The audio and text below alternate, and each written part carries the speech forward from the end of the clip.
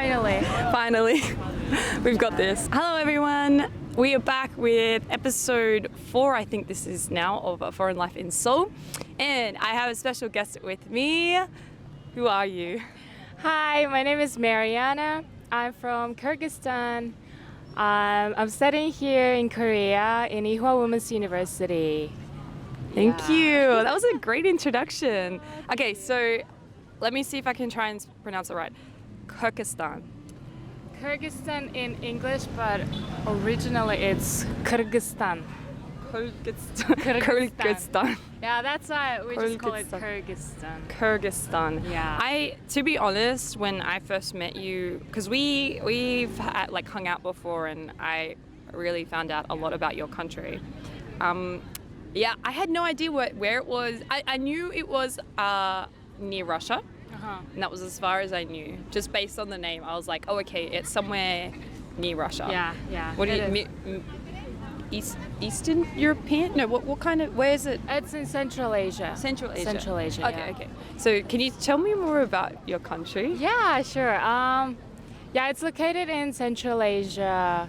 And it's true, we were in Russia, but it was Soviet Union before, so we were... Okay, so it was Soviet Union before. Yeah, it was Soviet Union. And I'll put a picture on the screen so that people can see exactly on the map where it is as well. But what happened, I guess? What happened? So,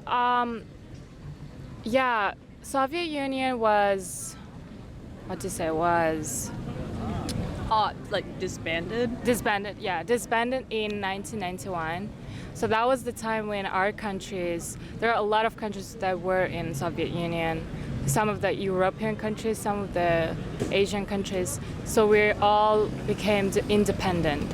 Yeah, and in Central Asia, our country was actually the first country that got independence from Soviet Union. Yeah, in Central Asia, yeah. There you go. So that's I guess famous for you guys.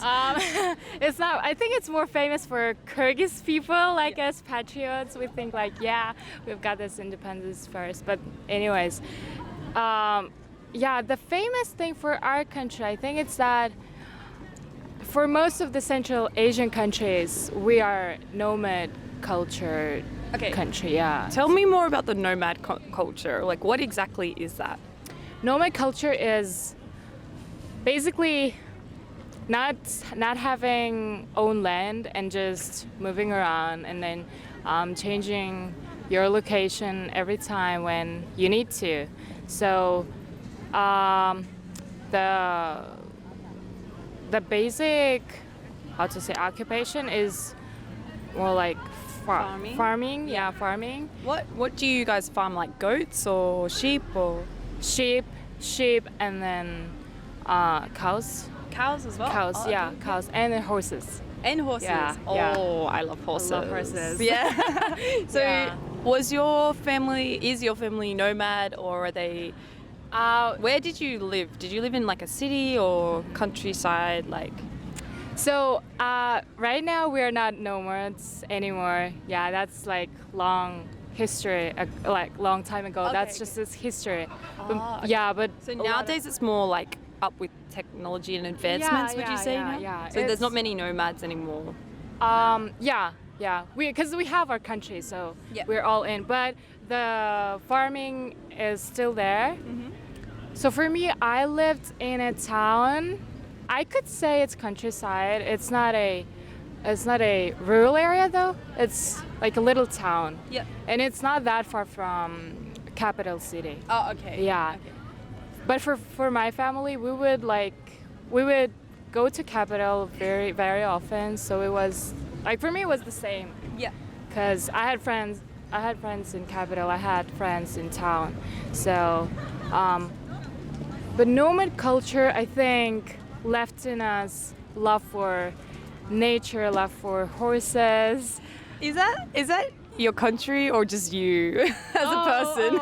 I feel that's you as a person as well. Wow. I'm the same, right? I love nature. Mary, we were just having a conversation. She's I went on a walk this morning and she's showing me pictures of just nature and we're discussing that. And I'm my person, my people right there. Yes, she is. Yeah.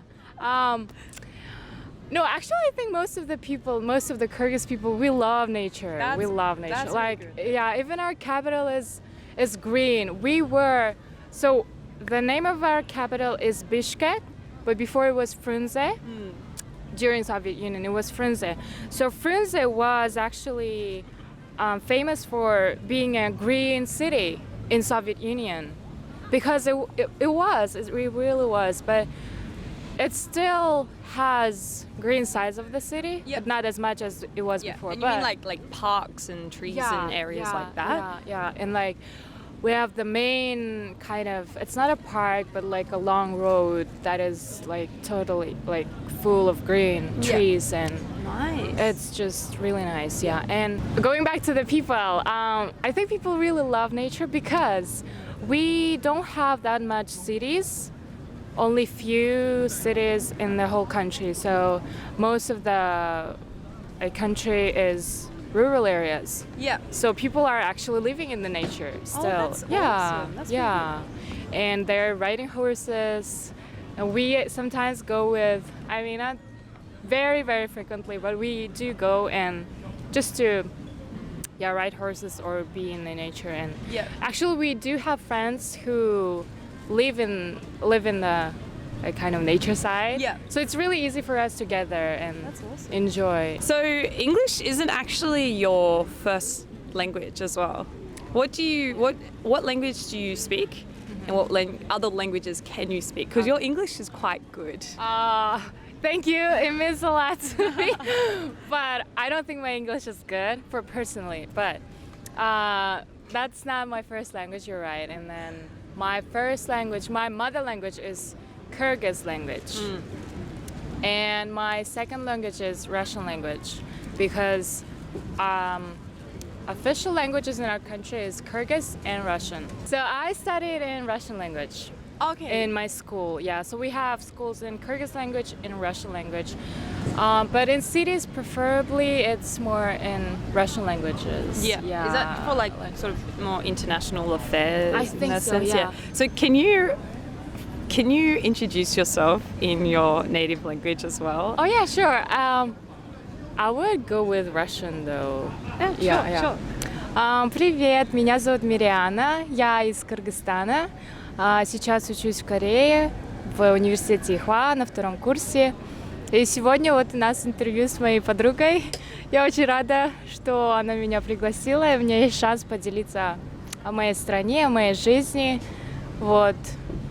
Пожалуйста, посмотрите это видео. Если вам будет интересно, мы будем еще больше снимать. Спасибо. You sound so cute. You liked it? All I got was my name is Mary. I'm Yeah. from Kyrgyzstan, yeah. and then I'm doing an interview with my friend. Yeah. And I then saw I that. lost it after that. Something about a video, maybe. Yeah. I was like, if you're really interested, we will have more videos. Just enjoy, watch it more. Yeah. I love my friends, guys. I do speak Korean also Oh, yeah. because Okay. I'm studying in Korean language. Which leads me into the next question, actually. Oh, Why are you in Korea? cool. Okay. Tell me more about that. Yeah, that's like the most asked question here in Korea for me. Well, I think as any other foreign student, I wanted to study abroad, and especially in English-speaking country. Yeah. First of all, I think it was God's will. Like, that's for sure. And secondly, my parents had Korean missionaries friends. After graduation of high school, Yeah. I didn't know where to go. I couldn't get in like good schools in my country, which is really strange because I had like quite okay grades. And then we met these people, Korean missionaries, and they're like, "Oh, you actually have like pretty potential like grades and everything is good." I mean, they were like, "I think we can help you if you could learn Korean and then apply for university."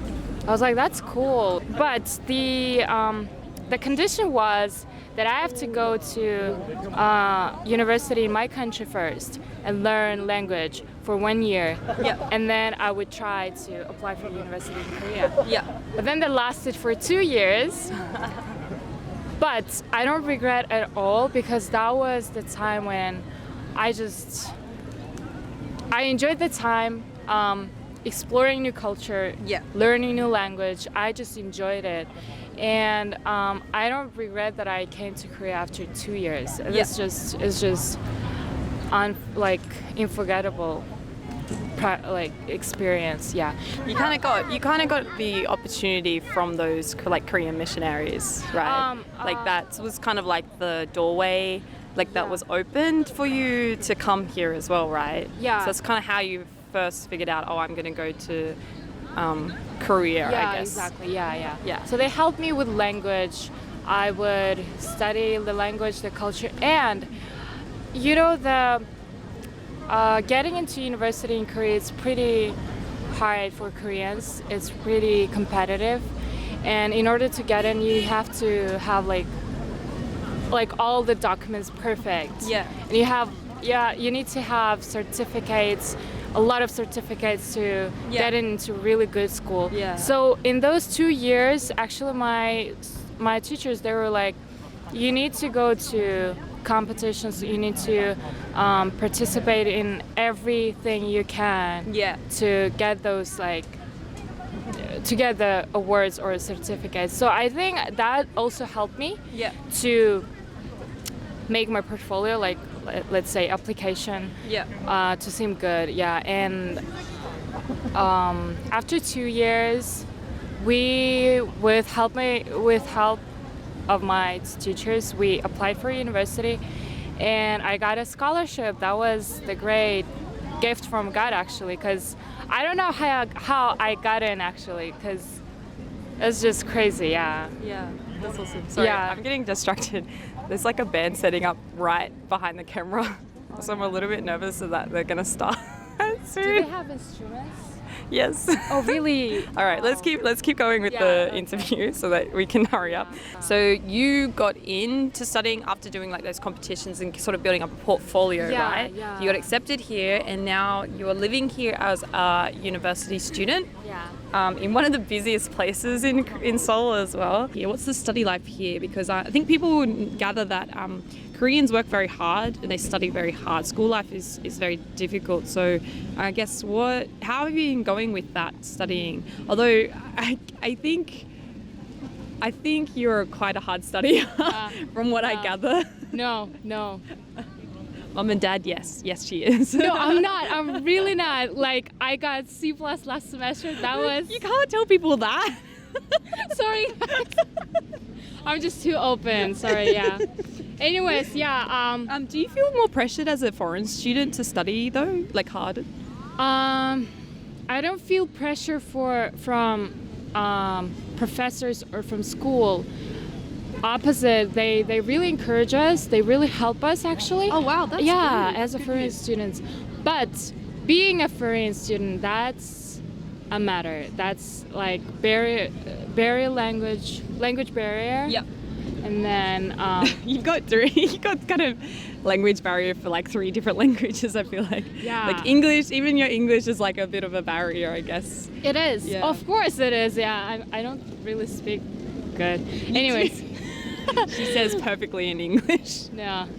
So so how do you cope with that, I guess, as well?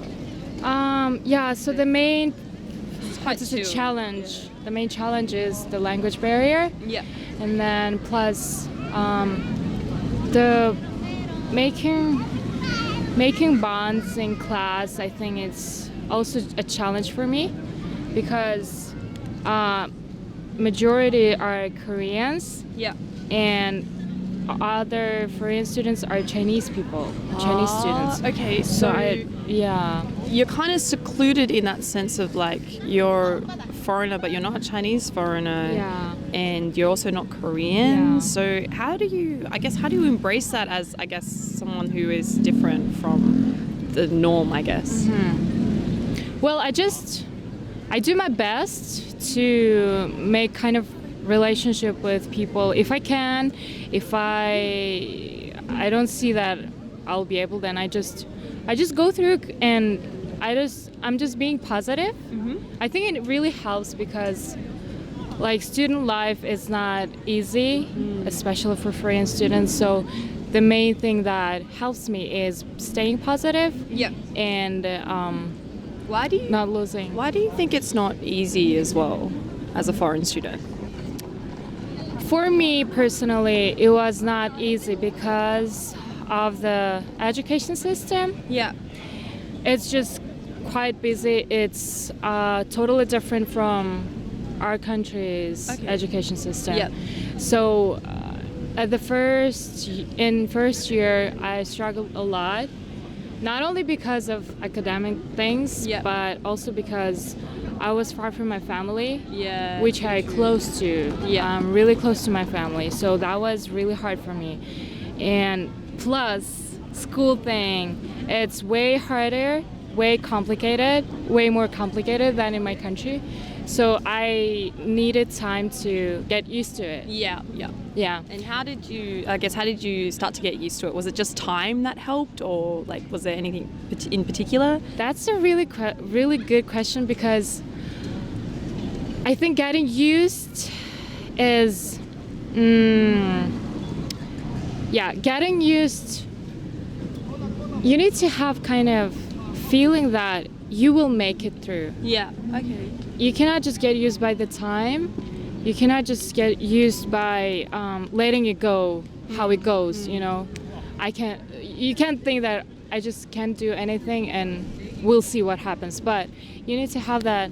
Well, personally for me, I had that kind of mindset Yeah.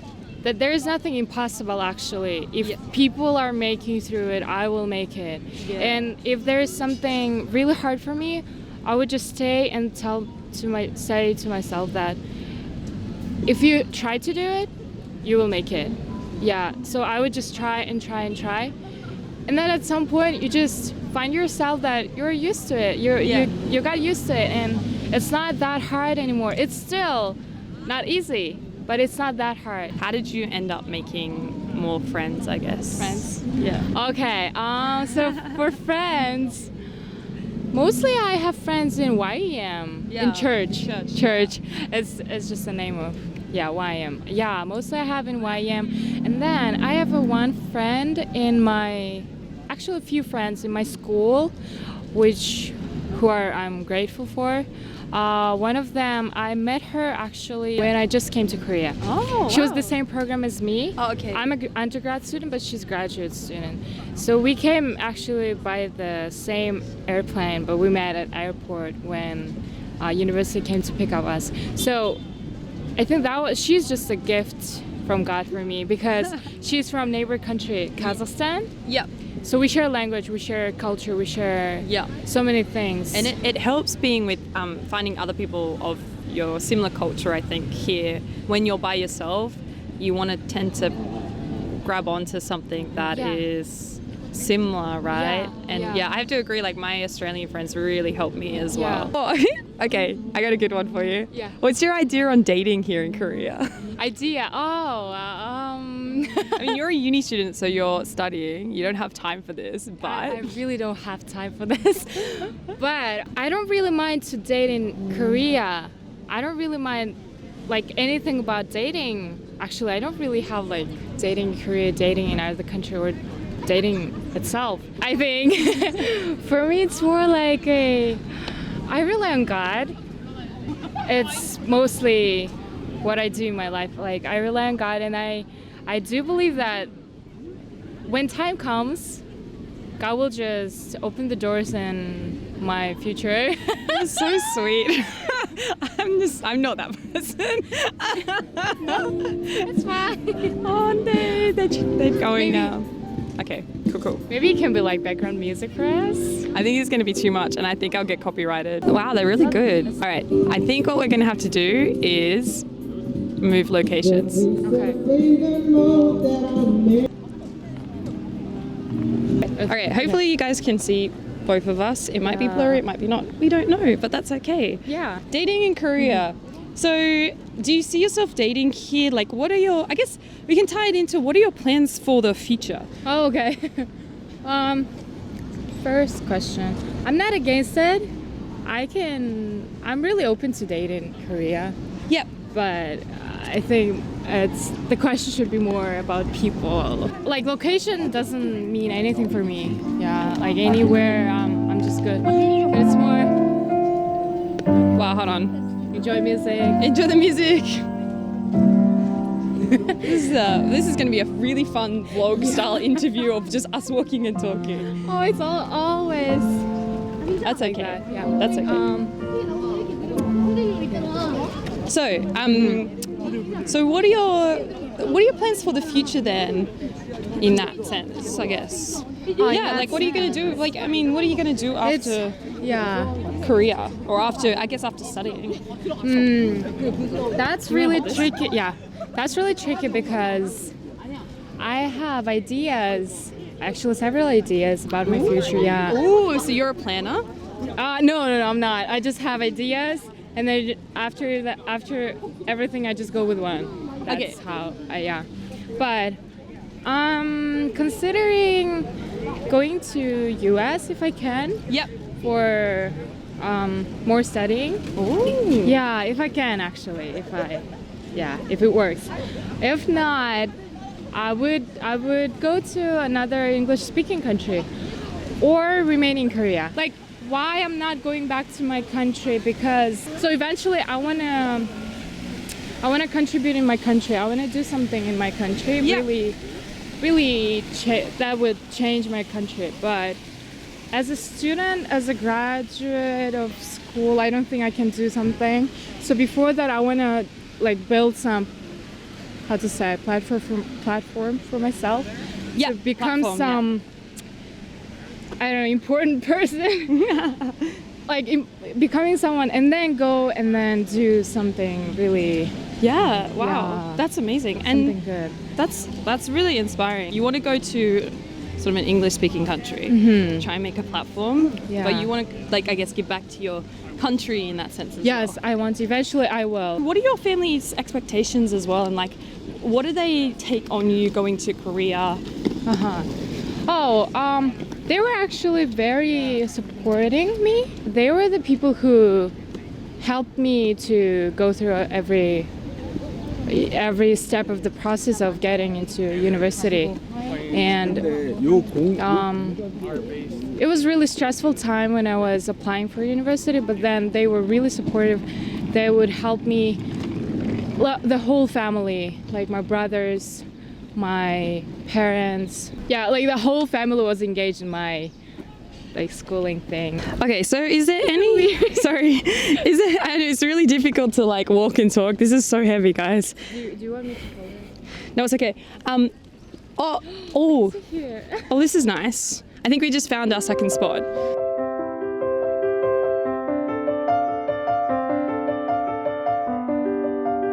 Okay. So that was really sorry. We were very distracted just then. Hongdae, let me just clarify. We're in Hongdae at the moment, and it's really, really pretty, as you can like see behind us.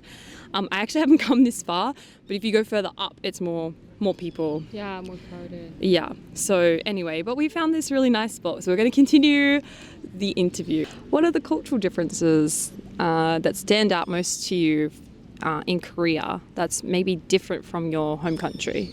I think Korea is 빨리빨리 culture. Yes, 빨리빨리 culture, which is fast culture. Yeah.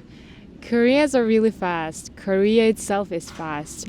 Everything is fast, like eating, going, like delivery. Yeah, everything is fast, but not in our country. Yeah. Like in our country, it's more slower.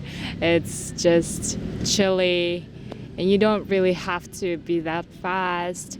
And people, the way they speak, the way they eat, like everything is slower.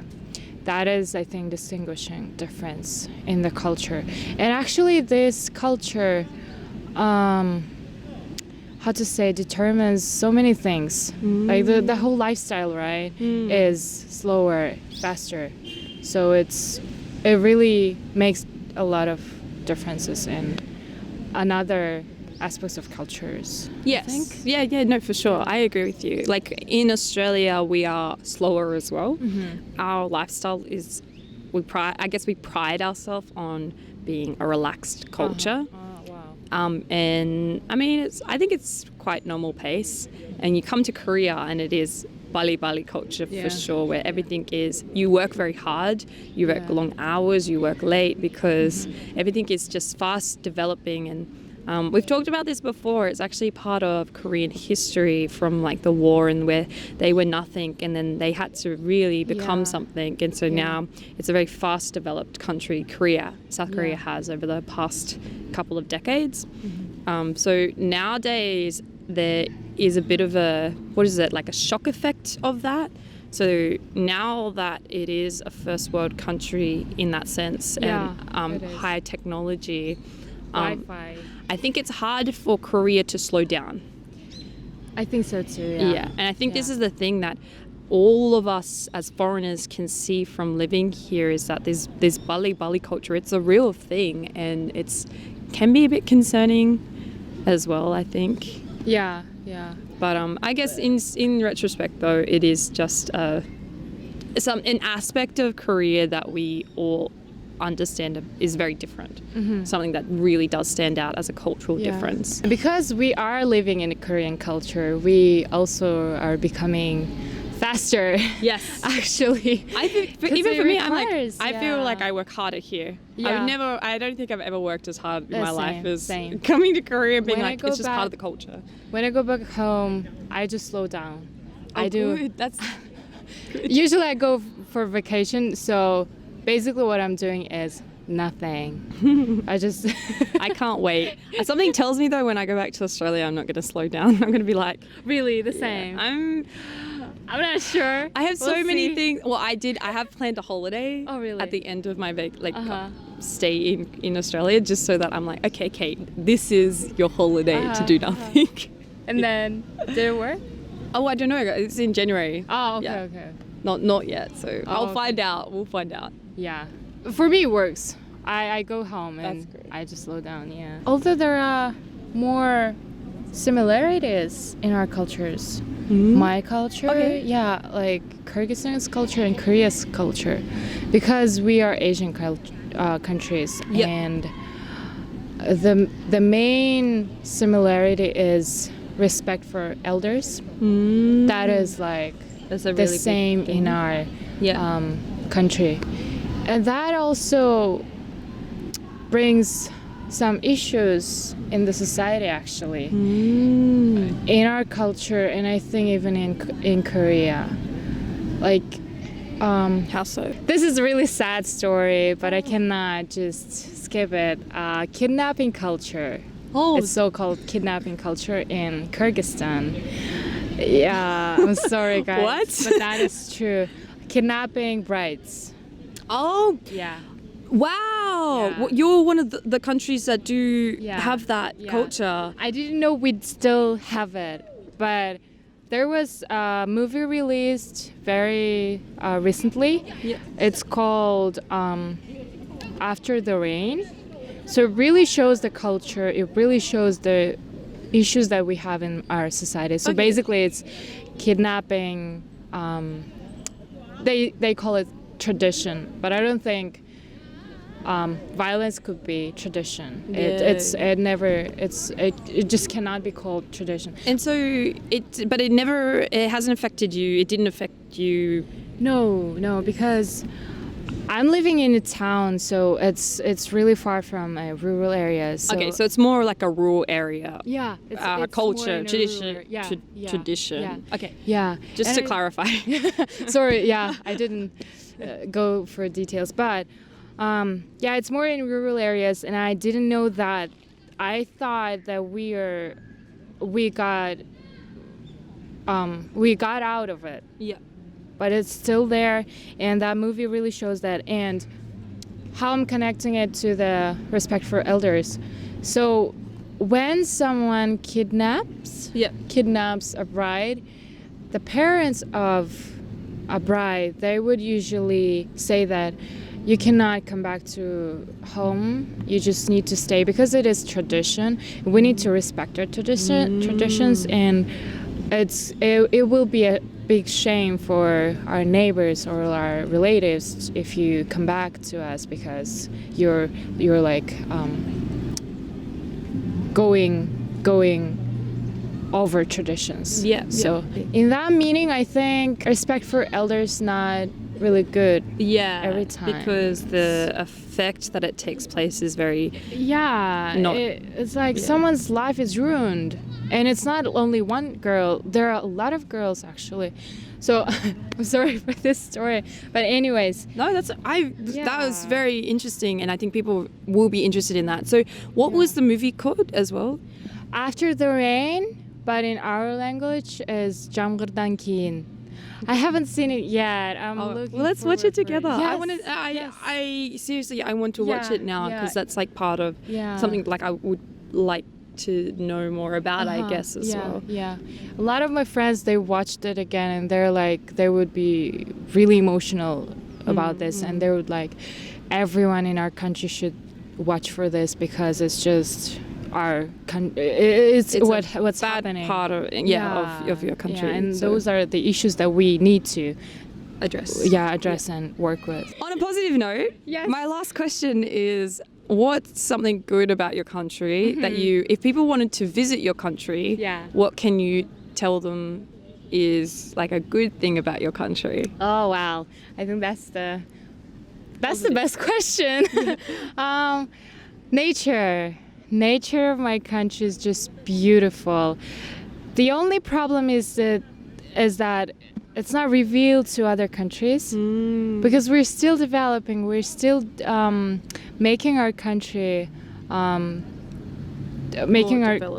developed in the economy, right? And letting people know that we have all of those beautiful lakes, beautiful mountains. We are actually so-called second Switzerland. Oh, really? Yeah, I mean, wow. I don't think that's like officially. You should tell Kami that. I think I told him. I don't remember. Anyways, but he knows, and he's really interested. If you send me some pictures as well, I'll put them on sure. the video I so that will. people can see. Like, I want people to see, like, you're a very interesting person. Yeah. And I think your country is very interesting as well. No. I really want to visit. I don't know when, but I'm going to visit. Yes. I want to visit Australia as well. So the last thing I wanted to point out as well is that your food culture, what's it like? Food culture is more like Western. It's not related to Korean at all. Korean. Is it good though? It is good. So we have main dish is basically meat, duff, and potato, onions, and veggies. Yum. Yeah. Same as Australia. It's my favorite thing. When I go there, I'm still going to eat it because it's going to be amazing. Yeah, I always miss the food. But one difference between me and other Kyrgyz people is that I don't really love meat. Like, and we can't be friends. But you remember I ate lamb. I was so proud of you. I was so proud of you because that lamb that we had together, it tastes like Australian lamb as well. And so I was like, it told me it's like so happy. dish. Yeah. But it was good. I mean, if it's prepared like that way, then I will be. But when I meet Kyrgyz people, they're like, "Are you even a Kyrgyz? You don't like meat?" So like, I am. Yeah, I am. But you're anyways. unique. You're unique. Okay. All right. We're going to wrap this up. Thank you so much, Mary, for coming and being my guest. Thank you for having me. I really enjoyed it. I really wanted to show people like a different perspective again on foreigners. Like, you're from such a unique country. Yeah.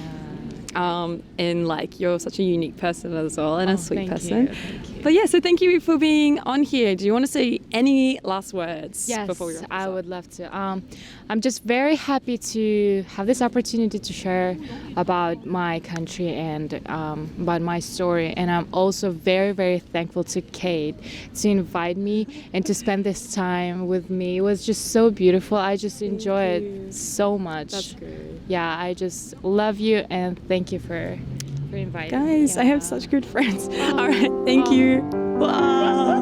Bye. Oh, that was so much fun.